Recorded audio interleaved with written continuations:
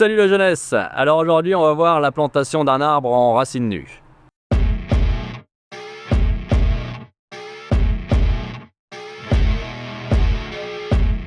Il existe 3 types de conditionnement pour les arbres. On a les arbres en conteneur, les arbres en motte, et là ici pour le coup on a les arbres en racines nues.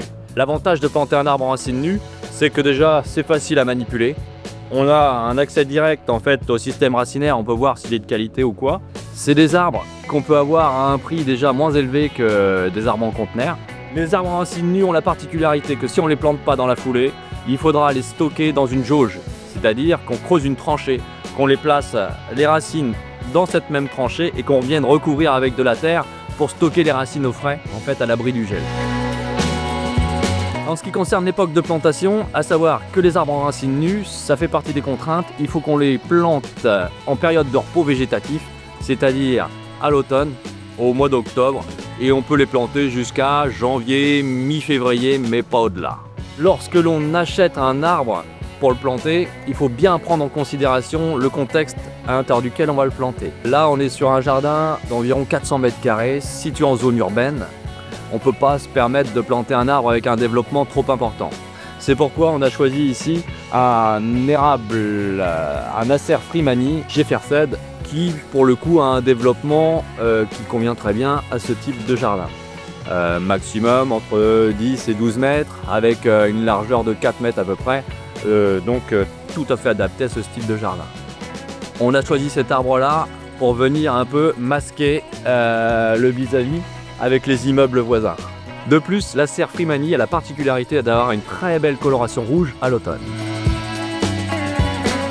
Alors à savoir que lorsque l'on commande un arbre dans une pépinière ou sur un catalogue de pépiniéristes, on a plusieurs choses à prendre en compte. Notamment, on va avoir le nom de l'arbre. Le nom de l'arbre, c'est-à-dire le genre, l'espèce et le cultivar, ici Acer Freemani Jeffersed, le type de conditionnement, RN pour racines nues, la force de l'arbre, tige 8-10, c'est-à-dire que la circonférence du tronc à 1 mètre du sol doit être comprise entre 8 et 10 cm. Pour ce faire, je prends un mètre ruban, je me place à 1 mètre du sol et je viens faire la circonférence de mon arbre afin de vérifier s'il est bien compris entre 8 et 10 cm. Après les explications, la plantation, le temps d'enfiler mes EPI et on y va. Et voilà, niveau des équipements de protection individuelle, pas grand chose si ce n'est une paire de chaussures de sécurité, un pantalon de travail, une veste de travail et des gants de manutention. Pour la réalisation de ce chantier, on va avoir besoin d'un amendement organique de type terreau afin d'améliorer le sol et favoriser la reprise de l'arbre, une poubelle de 100 litres afin de faire notre mélange pour le pralinage. On va avoir besoin d'une bâche afin de ne pas salir l'emplacement lorsqu'on va creuser la fosse de plantation. Pour creuser cette même fosse de plantation, on aura besoin d'une bêche, d'une pelle et d'un pied montoir ou d'une pioche en fonction du type de sol. On aura besoin aussi d'un tuteur en pin traité autoclave. On va avoir besoin d'une attache en caoutchouc afin de fixer l'arbre au niveau du tuteur. Pour la mise en place du tuteur, une barre à mine afin de faire un avant-trou. Et enfin, une masse afin d'enfoncer le tuteur.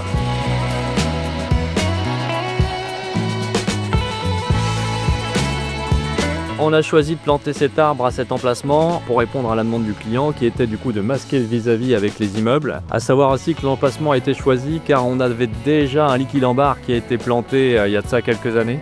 Donc pour pas les gêner et qu'ils aient une zone d'évolution correcte, on l'a planté à 5 mètres du liquide en barre et à 3 mètres de la haie de laurier. On l'a planté aussi en fond de jardin afin qu'on ait quand même une vue dégagée sur le devant de la maison. J'ai matérialisé l'emplacement de mon arbre à l'aide du tuteur.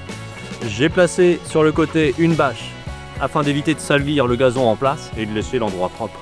À l'aide de ma bêche, je vais venir matérialiser l'emplacement de ma fosse de plantation. La tracer.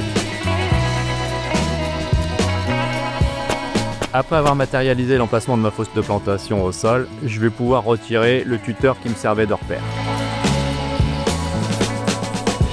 Je commence par enlever la couche superficielle du sol, c'est-à-dire la tourbe en fait, l'herbe avec les racines de gazon, etc. que je vais venir mettre à part sur la bâche pour pas mélanger avec la terre de la fosse de plantation. Après avoir enlevé le gazon de surface et l'avoir séparé sur la bâche, je vais pouvoir commencer à creuser la fosse de plantation qui, pour rappel, devra être 2 à 3 fois supérieure au système racinaire de l'arbre.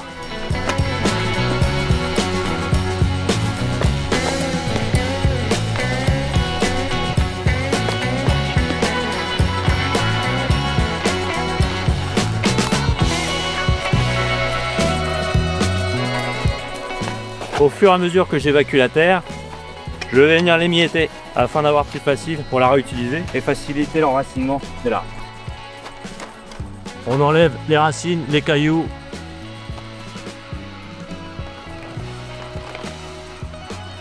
Je vais récupérer un peu de la terre argileuse qui se trouve en fond de fosse de plantation pour pouvoir commencer à préparer mon pralinage.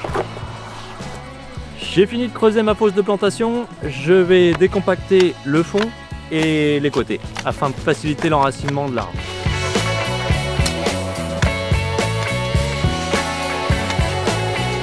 Alors il va falloir qu'on réalise un habillage, c'est-à-dire qu'on va aller venir habiller notre arbre de sorte à rééquilibrer le système racinaire avec la partie aérienne de l'arbre.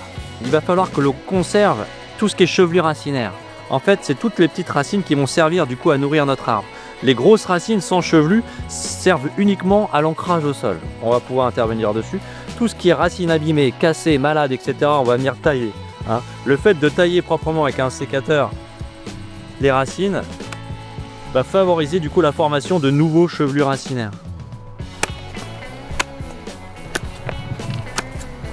On va pouvoir intervenir sur la partie aérienne, rééquilibrer du coup cette partie aérienne avec la partie racinaire. On va pouvoir commencer déjà par remonter un peu la couronne en coupant les branches basses. On va profiter de cet habillage pour faire une taille de formation et sélectionner les futures branches charpentières, celles qui serviront du coup à donner la forme de l'arbre, sa structure. On va favoriser une forme en gobelet, de telle sorte que la lumière puisse rentrer à l'intérieur de l'arbre. Maintenant, ce qu'on va faire, c'est qu'on va raccourcir un peu cette forme en gobelet pour rééquilibrer en fait avec les racines existantes.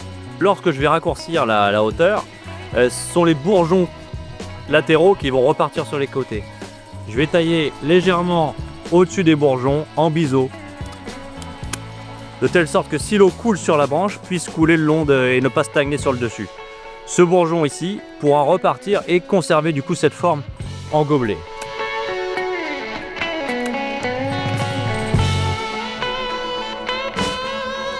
À l'aide d'une baramine, du coup, on va faire un avant-trou qui va faciliter du coup la mise en place du tuteur. Le tuteur devra être placé face au vent dominant et devra être mis d'aplomb.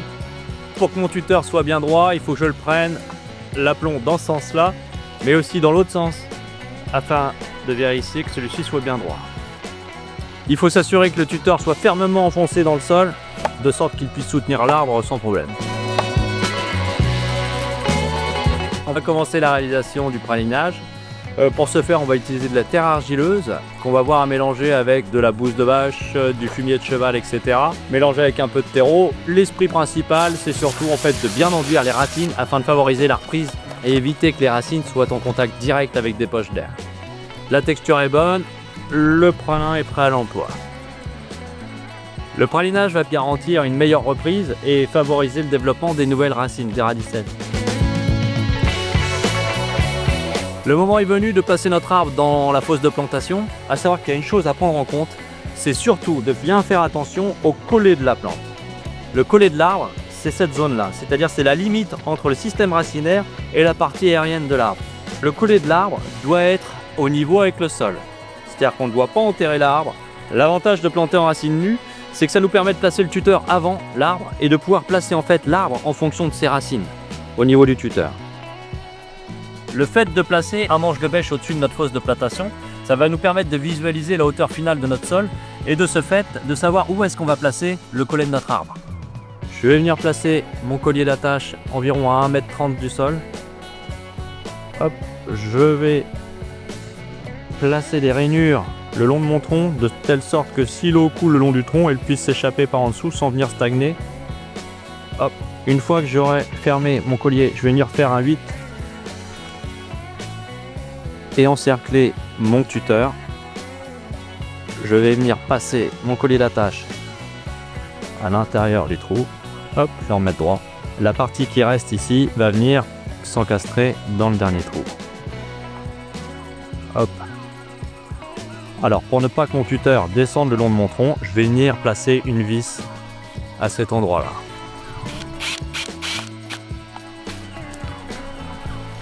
On va pouvoir commencer à reboucher la fosse de plantation. Afin de favoriser le redémarrage de l'arbre, on va mettre quelques pelletées de terreau en fond de fosse de plantation. Le restant du sac de terreau va être incorporé à la terre qu'on a enlevée de la fosse de plantation afin de faire un amendement organique qui va favoriser du coup la reprise de l'arbre. Mon mélange est prêt, je vais pouvoir remplir la fosse de plantation.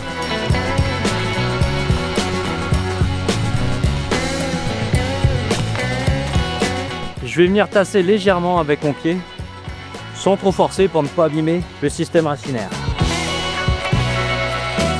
Avec l'excédent de terre, on va matérialiser une cuvette d'arrosage.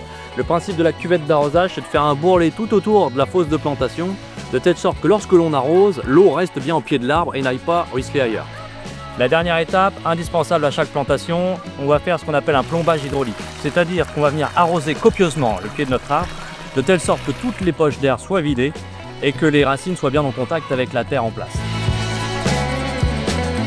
Pour conclure, la plantation d'un arbre, c'est un beau geste que vous pouvez faire pour la planète. Ça créera du coup un îlot de fraîcheur pour les fortes chaleurs de l'été. Ça va permettre du coup aux animaux de retrouver une niche écologique, un endroit où s'abriter, etc. Ça va permettre aussi aux animaux d'avoir une réserve de nourriture et ça va aussi favoriser du coup la dépollution de l'atmosphère de l'air et aussi la dépollution des sols. En gros, la plantation d'un arbre, c'est ce que vous pouvez faire de mieux pour la planète. Allez, sur ce, les jeunes,